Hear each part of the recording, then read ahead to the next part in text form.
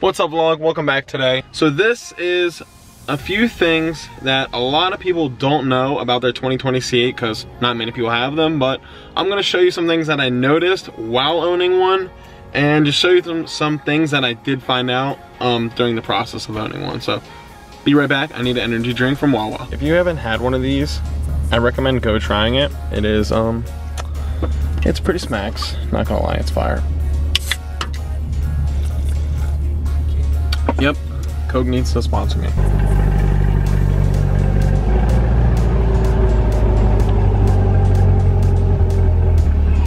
Let's jump right into today's video and let's get started with something a lot of people do not know, especially me.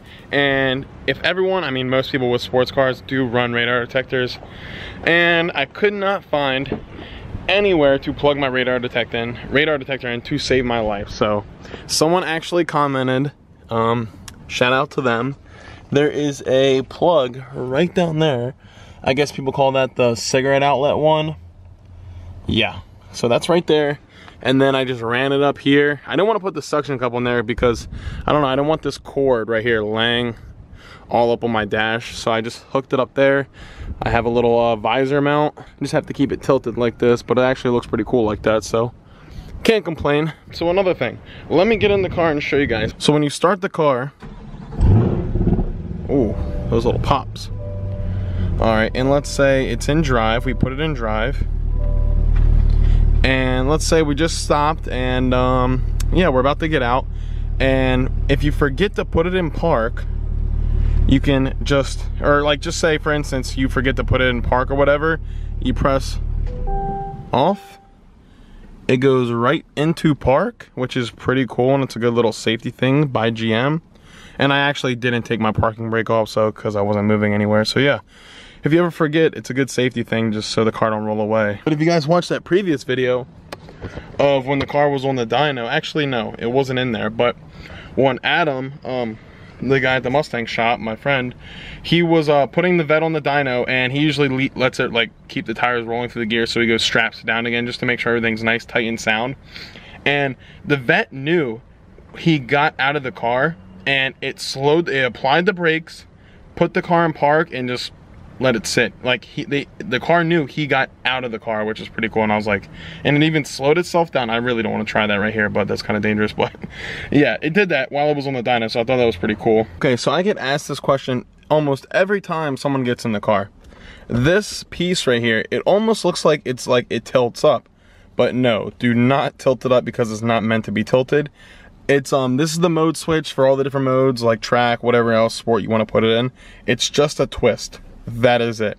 Do not want to get your C8 pulling this at all because it doesn't feel very sturdy. I mean, it actually feels really sturdy, not gonna lie. But I don't know, it's just leather and I don't know what all this other stuff is made out of, so it's probably not a good thing to pull on that, but no. That is right there. And you just twist it whichever way you want. It's pretty simple, but yeah. Do not tilt on that. And also, let me start this bad boy back up. See how that kicks on? That is the camera on the back here. Let me show you. Cherry Coke. But yeah, right here, see this camera right here? That's the rear view. Let me see. You guys can see that? Yeah, that's my hand right there. Which is pretty cool. It's actually really fast and responsive. And then if someone's not used to it, you could obviously flip it back down and then it becomes a regular mirror, but the regular mirror is pretty crappy because you really can't see nothing out of it. You're pretty much just looking at the back wind glass, and it gets pretty dirty all the time and it's impossible to clean. So yeah, that's another cool feature with the Vette. Let me show you a little something with the PDR right here. So I just put okay, perfect.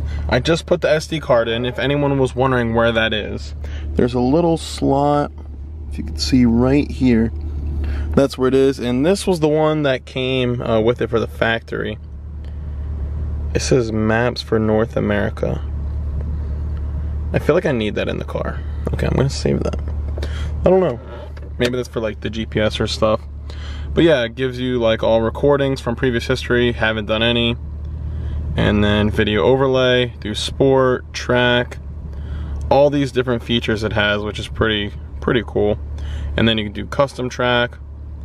Like, there's a lot of cool features. And then we can do I don't know why the SD card's not working, but oh wait, I think I forgot to reformat it.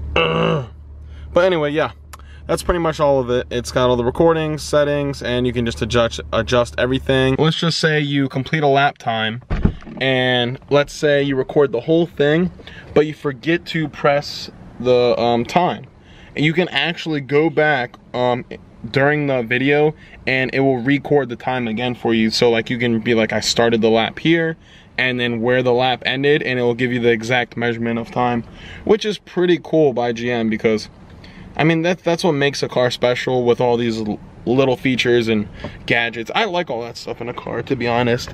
It just makes it different and unique from all the other new cars that come out, because a lot of the new cars that come out, they don't really have, I don't know, I haven't seen many technology or cool features like this. Plus it just looks so mean. Guido and Meatball, if you haven't seen that video, go check that one out, where they annulled my car. Another really cool feature about the 2020 Corvette, a lot of people don't know this. There's actually a video done by Bose. They show you how they put 14 speakers in this Corvette, which is pretty insane. I could show you some of them. But yeah, I believe that's the most speakers ever put into a production car ever made. But yeah, there it talks about all these one, that one, and they're all integrated, which they're in the dash also. And there's one right there. They're everywhere. They're honestly everywhere. I think there's some even down here. Oh yeah, there's one right there too. And that's behind the seat. So guys, when you're driving down the road and you turn the radio up, it doesn't even need to go full volume. It is extremely loud. One of the best sound systems I ever heard in a vehicle, hands down, which is pretty cool. Yeah, it bumps. She slaps. If you guys didn't know, the gas cap opens like this. And then it closes like this. It's like I'm just playing. But yeah, let me show you the front.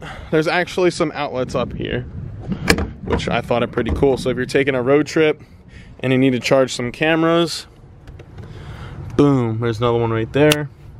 And this one is, I guess, if you ever put a baby in the front and you forget about it, put him in there, and then when he wants to get out, he'll press that button and jump one right out. And yeah, look at this though. When I shut it, I need to take it to the dealer, and they might have to fix it, but there's like a little, it's not 100% perfectly, like, you can hear it. Psst. GM, it's like I'm just playing. I love this car. It's actually one of the best factory cars I've ever driven for bone stock. It's fast, it runs out. I just hate how parts are so expensive right now, and it's just a pain. I was like, maybe I could put a supercharger on the car. But I was like, when you look at the motor, you don't see the pulleys or anything the way they have it like routed up. So you would think traditionally, like on most Mustangs, the intake goes like towards the front of the motor, like this one is normally, and all the pulleys will be down here below. But they're not. And so I guess since this is a dry sump motor, and that's the oil pan right there, that big one. So if we come around on this side, it's gonna be hard to see, but I'm gonna try to put you guys in there so you can see.